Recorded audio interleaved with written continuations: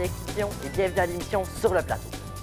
Aujourd'hui, nous allons parler de l'expérience de Canada Got Talent avec Marguerite Poulain, des nouvelles réalités de journaliste sportif avec Noah Gauthier-Morin, de l'après-carrière d'une athlète olympique avec Lily-Jade Tremblay, de l'expérience de jouer en NFL avec Gabriel Leclerc, et nous débutons avec Léa Fournier qui va venir nous parler des répercussions des actes à caractère sexuel dans la Ligue junior majeure du Québec. Donc, bonjour Léa. Allô, Alexis? Quelle est la problématique qui a généré des changements dans le hockey? En fait, comme tu viens de dire, dans les dernières années, il y a eu plusieurs dénonciations à caractère sexuel dans la LHJMQ. Puis moi, je me suis entretenue avec Natasha Lawrence qui m'en a appris un petit peu plus sur le fait qu'ils ont dû agir dans les dernières années pour changer les choses, puis passer à l'action.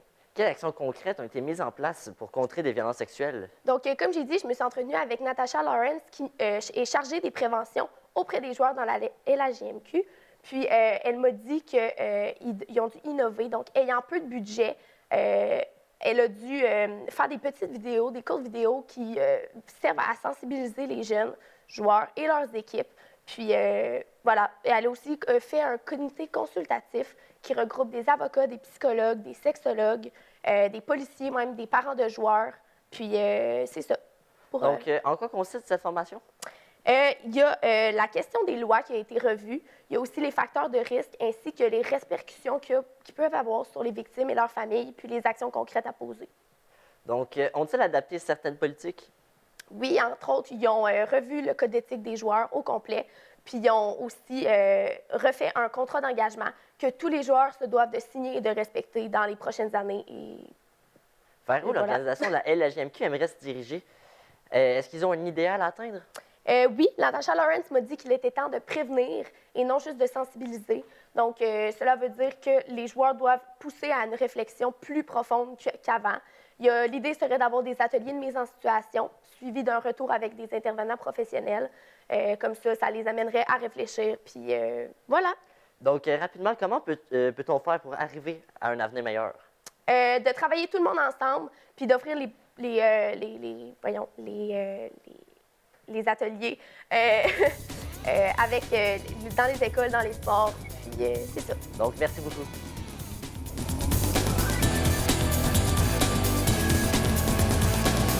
Donc, maintenant, parlons de l'expérience de Mathieu Betts, qui est un ancien de l'Université Laval qui a eu la chance de jouer en NFL. Donc, salut Gabriel. Salut. Quel est le parcours de Mathieu Betts? Dans le fond, il a commencé sa carrière collégiale au Cégep de Vieux-Montréal. Ensuite, il a été recruté par le Rouge et Or de l'Université Laval, où il a performé en tant que joueur de ligne défensive. Et ensuite, en 2019, il a eu la chance d'aller pour les Bears de Chicago dans la NFL. Et après, malheureusement, s'est fait couper. Il est maintenant au sein des BC Lions dans la CFL. Donc, quels ont été ses défis?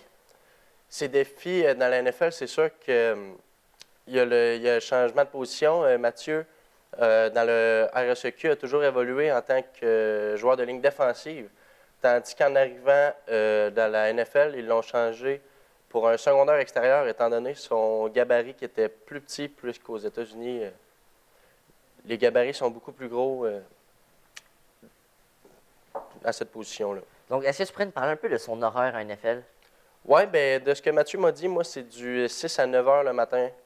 6 heures le matin à 9 heures le soir, avec plusieurs entraînements en salle, des entretiens avec des physiothérapeutes, des sessions d'auto-évaluation, puisque toutes les pratiques et parties sont filmées. Alors, c'est beaucoup d'auto-évaluation, de pratiques, de soins du corps, etc. Donc, quelles sont les principales sources de stress qu'il a vécu? Les contrats ne sont pas garantis dans la NFL, alors il y a certainement un besoin de performance puisque leur travail n'est jamais garanti à 100%.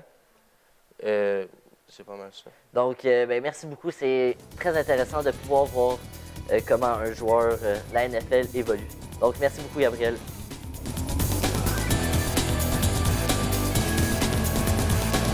Donc, maintenant, nous allons traiter du sujet de la précarrière de Marianne Saint-Gelais avec Lily-Jade Tremblay. Donc, allô, Lily-Jade, avant de commencer, est-ce que tu pourrais nous parler un peu qui est Marianne Saint-Gelais? Marianne Saint-Gelais, c'est une ancienne médaillée olympique en patinage de vitesse qui possède 3 médailles d'argent, donc 2 à Vancouver en 2010 et 1 à Sochi en 2014. Elle a malheureusement accroché ses patins en 2018, Mais en dehors de l'athlète, la jeune femme vient de Saint-Félicien. Elle est débordante de projets et elle est passionnée. Donc, comment cette athlète a vécu son après-carrière? Elle a trouvé ça quand même très difficile, mais elle dit que c'est un passage obligé qui l'a fait grandir. Donc, elle a vraiment trouvé ça difficile, l'encadrement, parce qu'au début, tout le monde s'occupait de sa logistique ainsi que son horaire. Mais après ça, quand elle est revenue à la vie normale, elle a dû faire tout seule. Donc, ça a été vraiment de l'ajustement pour elle. Et aussi, elle s'est égarée en tant que personne parce qu'elle n'était pas valorisée en tant que Marianne, mais bien en tant qu'athlète. Donc, ça a le fait qu'elle a dû vraiment se redécouvrir et avoir plus confiance en elle, mais elle s'en est très bien sortie et elle est très fière d'elle. Donc, dans quel domaine s'est-elle redirigée? Les médias, plus précisément la radio. Donc, mais qu'est-ce qui l'a aidé à faire sa place dans ce milieu? Son sport, là, c'est vraiment son sport qui l'a aidé, mais plus précisément sa proximité avec les médias. Donc, elle n'a jamais craint de se mouiller, de dire son opinion aux médias, de vraiment se montrer. Et elle a une personnalité très unique. Donc, les médias, ils ont vraiment accroché à sa personnalité. Puis elle, vu qu'elle aime les médias, bien, ça lui a permis d'avoir une porte d'entrée là, très facile. Donc, est-ce qu'elle retrouve le même esprit d'équipe dans son sport que dans la radio?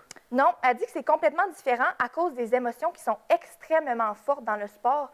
Fait qu'elle dit que c'est vraiment deux choses très, très différentes, mais c'est une personne passionnée qui aime s'entourer de gens passionnés. Donc, elle est très contente dans son domaine en ce moment. Donc, parfait, merci beaucoup. C'est très inspirant de voir qu'après une carrière olympique, on peut quand même continuer à avoir un autre métier. Merci beaucoup.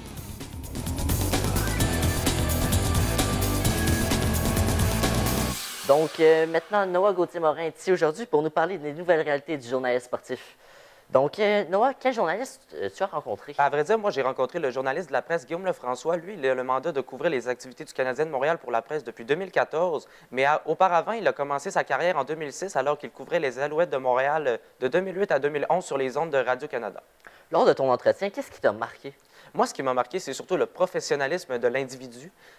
Il connaît très bien les limites de son travail. Il sait les limites à ne pas franchir, comme par exemple, il sait qu'il ne faut pas qu'il prenne pour un parti pris.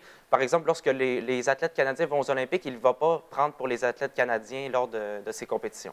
Est-ce que la pandémie de la COVID-19 a changé de quoi à son métier? Bien, à vrai dire, en fait, ce qui a vraiment changé, c'est au niveau des points de presse transmis en direct. Le fait qu'ils sont transmis en direct, cela fait que les gens qui s'improvisent journalistes à la maison sont en mesure d'écrire des articles et des analyses à partir de chez eux, ce qui fait qu'ils ont le monopole un petit peu sur la nouvelle.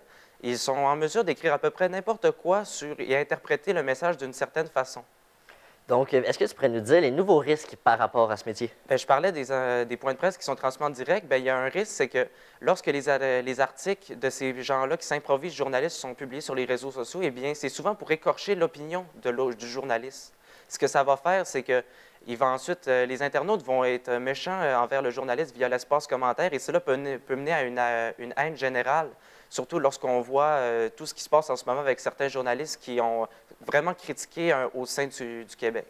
Donc, quelles stratégies peuvent être employées pour bien performer dans ce travail? Bien, à vrai dire, comme stratégie, je pense que, comme Guillaume Lefrançois me l'a bien mentionné, le fait de ne pas faire preuve de partisanerie peut vraiment aider à garder une opinion neutre et aussi le fait de garder une certaine neutralité en tout temps lors des entretiens avec les gens et à la télé et via l'écrit. Donc, merci beaucoup.